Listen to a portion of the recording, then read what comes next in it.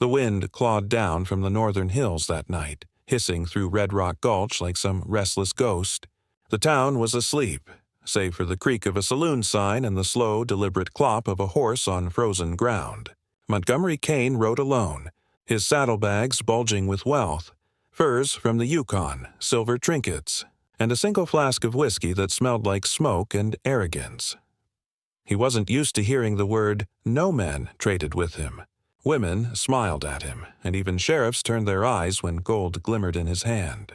But this trip wasn't about business. It was about pride. He'd heard rumors of a widow who lived beyond the ridge, alone, proud, and untouchable. They said she turned away ranchers, drifters, even lawmen. To Montgomery, that sounded like a challenge. Her name was Clara Dawson. The last he'd heard, she buried her husband herself after the blizzard 3 winters ago. No preacher, no help, just a shovel and her will. Since then, her lantern still burned each night on that lonely hill, like a dare to anyone foolish enough to knock.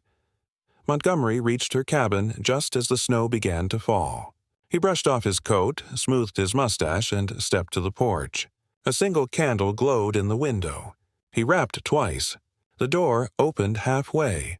She stood there with calm eyes and a rifle resting casual across her arm. "Evenin'," he drawled, flashing the grin that usually did the trick. "Name's Kane, trader by nature, traveler by misfortune. Brought something you might like." Her gaze flicked to the bundle of pelts slung over his shoulder. Fox, mink, and wolf. "And what exactly are you trading for, Mr. Kane?"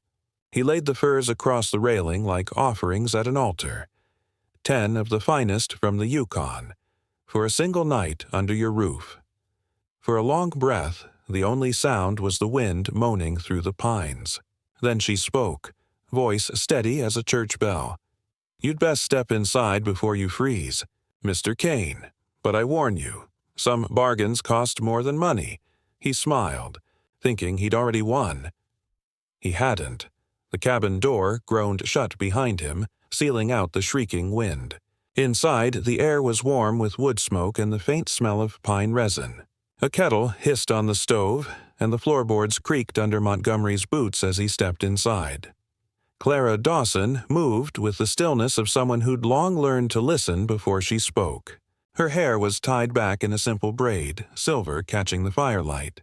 She poured 2 cups of coffee, set one in front of him, and sat opposite the table, rifle still within reach. "You've come far," she said. "From the Yukon trails," he replied, unbuttoning his fur coat. "Traded with miners, trappers, even a few Blackfeet. Hard miles. Colder nights." Her eyes flicked toward the frost clinging to his beard. "Then you should have stayed north. There's nothing for a man like you here." Montgomery leaned forward, a practiced smirk curling on his lips. "A man like me?" She met his gaze without flinching. "One who thinks everything has a price." For a heartbeat, silence filled the room. The fire snapped. Wind pressed against the window like some impatient hand. He lifted his cup and took a long, slow sip. "You're not wrong. But sometimes what a man buys ain't about money. It's about respect." She gave a soft laugh, dry, humorless. "Respect doesn't come in pelts, Mr. Kane." He shrugged, pulling the furs closer to the fire. "Then maybe I'll earn it another way." She didn't reply. Instead, she stood, crossed the room, and opened a trunk at the foot of the bed. Inside lay a folded flag, a rusted spur, and a photograph. Her husband, wearing a cavalry coat and smiling faintly at the camera. She traced the edge of the picture with her thumb before closing the lid again. Montgomery pretended not to notice, but his eyes lingered. "Was he a soldier?" "Scout for the 4th Cavalry," she said quietly. "He died up by Dead Man's Creek. I buried him myself." He nodded, almost respectful, but the greed in his grin still flickered beneath the surface. "Hard life for a woman alone out here. Harder for the fools who think that makes me weak. That shut him up for a while." The fire crackled between them, painting her face in copper light. Outside, the storm deepened, wind howling like wolves across the ridge. Montgomery's eyes wandered the cabin, the neat rows of canned goods, the tools polished and ready, the spare rifle over the door. This wasn't the home of a helpless widow. It was a fortress. "Your husband taught you to shoot?" he asked. No, she said, staring into the flames. The men who came after he died did. He gave a low whistle. Guess they didn't last long. Long enough to warn the rest, she replied. A small smile tugged at the corner of his mouth.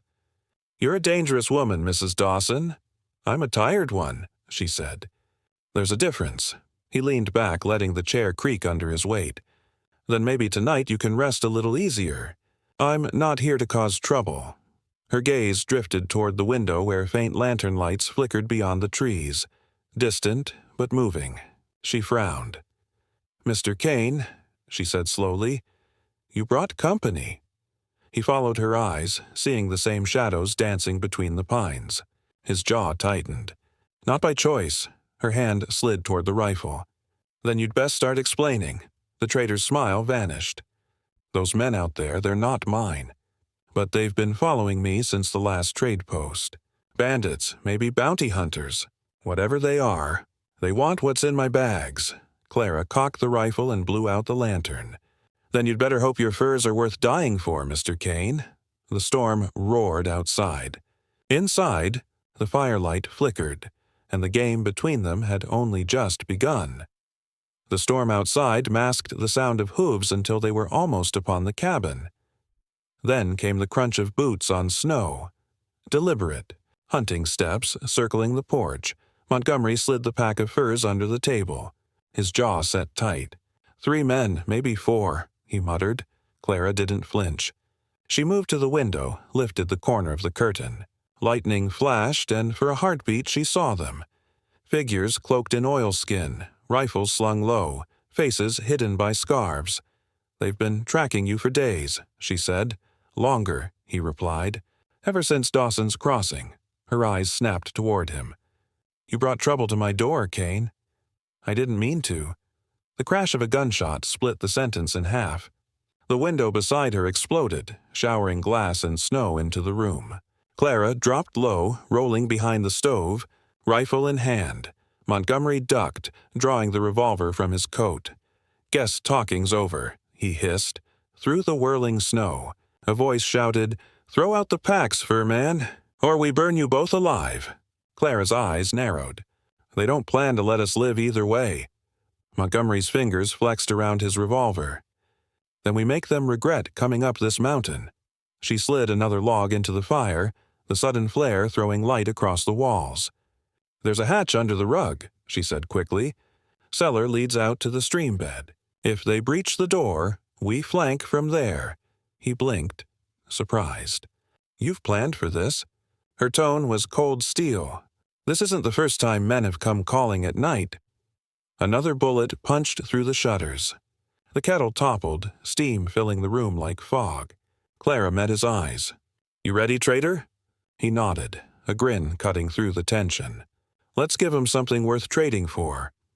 As the door began to splinter under rifle butts, Clara yanked the trap door open.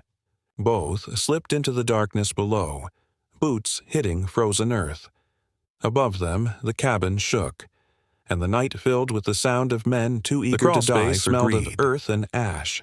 Clara led the way through the narrow tunnel, lantern light flickering against rough-hewn walls.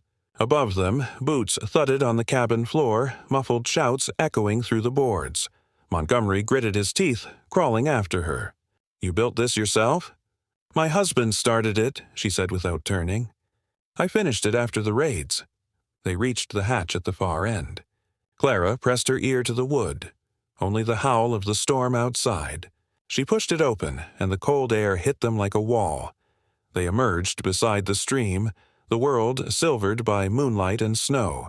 Smoke from the cabin roof rose between the trees. The bandits had set fire to it. Montgomery cursed under his breath. That your idea of cover? Fire's a distraction, she said, crouching low. They'll all be watching it. He pulled his revolver free. Then let's make it count. They crept through the drifts toward the ridge. Clara moved like she'd been born to the land, silent and sure-footed. Montgomery followed, half impressed, half out of breath. At the tree line, she raised her hand. 4 men stood by the cabin, rifles ready, faces glowing red from the flames. A 5th sat on horseback a little apart, overseeing them. the kind of man who didn't dirty his own hands. Clara whispered, "You take the right." "I'll handle the rider," he frowned. "You sure you can?" The sharp crack of her rifle cut him off. The horse reared, throwing the man into the snow. She was already chambering another round before he hit the ground. "Guess that answers that," Montgomery muttered, and opened fire. The bandits scattered for cover. Bullets whined through the pines, slapping bark.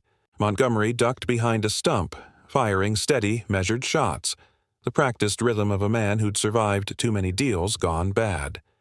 Clara moved higher along the ridge, firing from the shadows. Her bullets were precise, deliberate, never wasted. Within minutes, 2 men were down, another limping into the dark.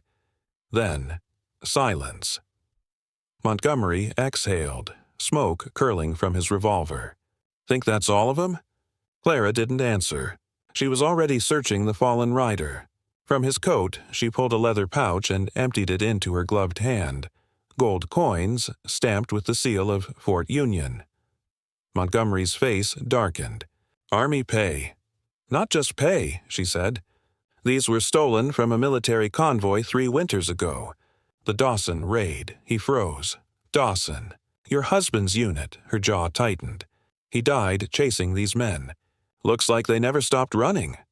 The fire crackled behind them, flames chewing through what was left of her cabin. She stared at it a long moment, the only home she'd built now turning to ash. Montgomery holstered his gun. "I didn't mean to drag this here." She looked up at him. "You didn't drag it. You just finished what they started." He hesitated, then offered his hand. "You've got nowhere to go now. Ride with me south. There's a town near the border. Quiet, full of traders who don't ask questions." She almost smiled, faint and tired. "I've spent too long hiding from questions, Mr. Kane." The wind shifted, carrying sparks toward the dark hills. Clara turned toward her burning home one last time.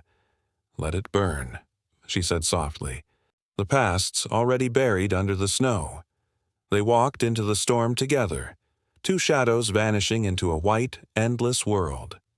By dawn, the storm had passed. The world lay quiet and pale, like the earth itself was holding its breath. Clara and Montgomery found shelter in an abandoned line shack a few miles south. A single room with a broken stove and a cot that creaked when she sat down. Montgomery laid the furs out to dry, steam rising off the pelts. His hands shook slightly, though he hid it well. Clara watched him from the corner, eyes sharp, patient. "You haven't told me what's really in those bags," she said finally. He gave a tired grin. "Didn't I say? Just trade goods." "You're lying," she said flatly. "You didn't look surprised when you saw that army gold last night." "You looked scared." Montgomery froze. The poker in his hand hovered above the stove. Then he sighed and set it down. "You've got a good eye, Mrs. Dawson. Too good." She waited. "The truth is," he began, "I was hired to move that gold. Quietly. The army wanted to pay off a few tribes, buy peace instead of blood. But someone decided to take it for themselves. I was the middleman," her voice hardened. "And when the soldiers died?" He swallowed. "I wasn't there to stop it." The silence that followed was heavier than gunfire. Clara stood, walked to the window, and stared out at the morning light bleeding through the trees. "My husband died in that raid," she said quietly. "Chasing that gold you moved?" Montgomery looked down. "I didn't know." "I swear it." She turned, rifle in hand, steady, eyes cold. "You didn't have to." For a moment he thought she'd pull the trigger. Instead, she lowered the gun. "Get up," she said. "You're taking me to whoever hired you." He hesitated. "That's a bad road, Clara. They don't leave witnesses." She met his gaze, fire burning behind the calm. "Neither do I." Montgomery nodded slowly. "All right, widow. You want the truth? Then you'll get it." Outside, the wind stirred again.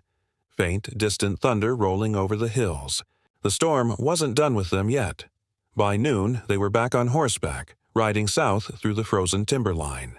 The wind cut sharp across the ridge and the sun hung pale behind thin clouds. More shadow than warmth. Clara rode ahead, her rifle slung tight across her back, her jaw set hard against the cold. Montgomery followed close, every hoofbeat drumming against the guilt in his chest.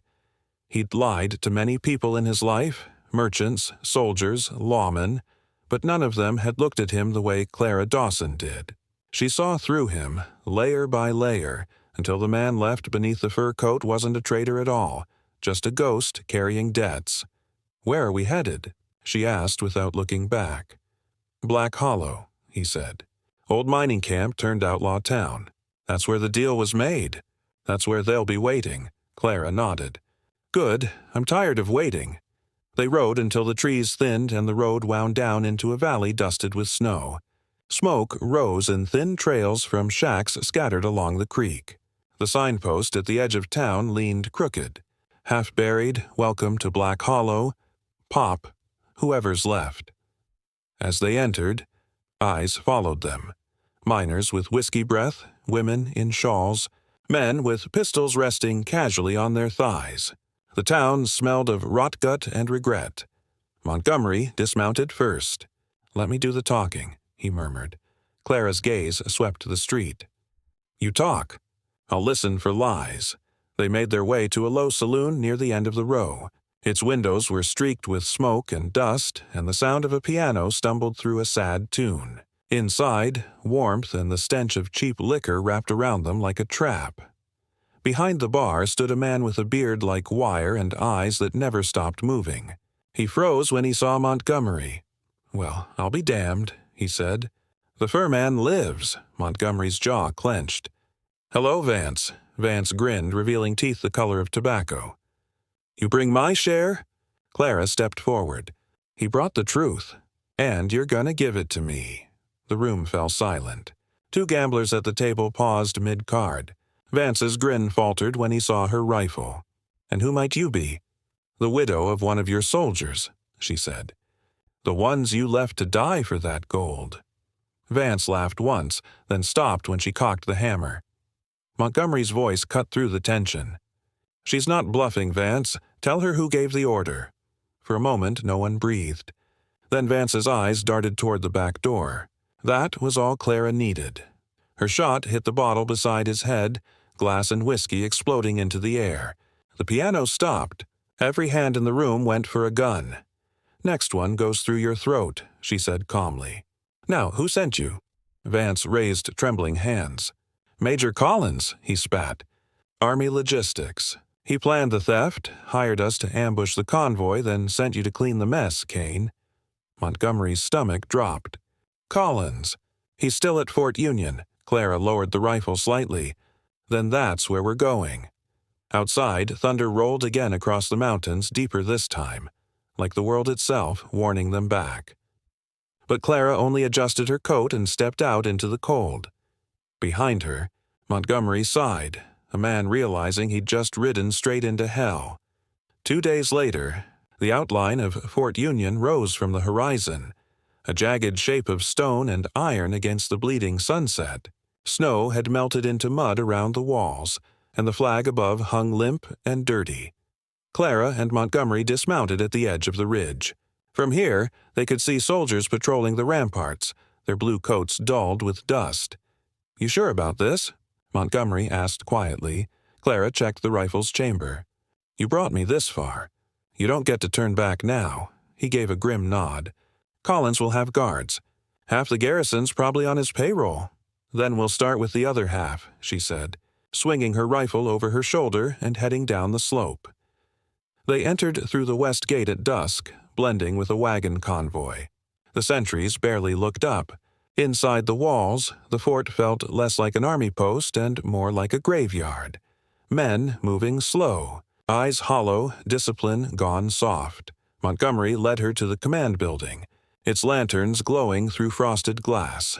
They slipped around the side, peering through a window. Inside sat Major Collins, round-faced and polished, counting stacks of gold coins on his desk. 2 soldiers stood guard nearby, rifles leaning against the wall. Clara's hands trembled, not from fear, but from memory. "That's him," she whispered. "That's the man who sent my husband to die." Montgomery looked at her, jaw tight. "You sure you want to do this?" "I'm done wanting," she said. Now I'm collecting." Before he could stop her, she smashed the window with the barrel of her rifle. The guard spun, but her shot dropped one instantly. Montgomery vaulted through the glass, tackling the other. Collins froze, half standing, his hand reaching for the pistol on his desk, until Clara leveled her rifle at his chest. "Major Collins," she said evenly, "on behalf of the men you betrayed at Dawson's Creek, consider this your court-martial." He opened his mouth to plead, but the sound was lost in the thunder of her gun. The room fell silent again, save for the steady ticking of the officer's clock, counting out the seconds between vengeance and peace. Smoke still hung in the air inside the command room, curling through broken glass and fading light. Collins slumped over his desk, the coins he'd once treasured spilling onto the floor like bloodless reminders of what men traded their souls for. Clara lowered her rifle, her hands finally steady. Montgomery stood beside her, staring at the body, then at her. "It's done," he said quietly. "No," she replied. "It's finished. There's a difference." Outside, alarm bells began to ring. Distant at first, then louder. The fort was waking. Montgomery grabbed her arm. "We need to move. Now." They slipped out through the barracks, shadows between firelight and chaos. Soldiers shouted, boots thundered, but confusion covered their escape. By the time the search reached the west gate, 2 riders were already vanishing into the cold plains beyond. The night stretched wide and empty. The moon floated low, painting silver trails over the snow. For a long time, neither spoke. Finally, Montgomery broke the silence. "You could have handed him to the law." Clara's eyes stayed on the horizon. "The law buried my husband with no name and no answers. This," she motioned behind them, "was justice, not mercy." He nodded slowly. "What'll you do now?" She smiled faintly, though there was no warmth in it. "Maybe I'll go where no one remembers the war. Start over somewhere that doesn't burn when I look at it." "And me?" he asked. "You," she said, turning toward him. "You'll carry what you did. Maybe that'll be punishment enough." The words stung, but there was no hate in her tone, just truth. He looked away, exhaling white breath into the cold. They rode until dawn colored the sky with gold and ash. At a ridge overlooking the open valley, Clara stopped. "This is where we part ways," she said. Montgomery dismounted, his boots sinking into snow. "You'll make it?" She nodded. "I always do." He hesitated, then reached into his coat and pulled out a single gold coin, dull, scarred, one of the last from the pouch. He held it out to her. "For your husband," he said softly. She looked at the coin, then at him. "Keep it, you're the one who still owes." With that, she turned her horse and rode east, the rising sun catching her hair like a flicker of flame. Montgomery watched until she was just a shadow on the horizon. A widow who'd traded grief for justice, and a drifter who'd finally learned what some things cost far more than gold. The wind rose again, scattering snow across her fading trail, and the story of Red Rock's widow passed quietly into legend.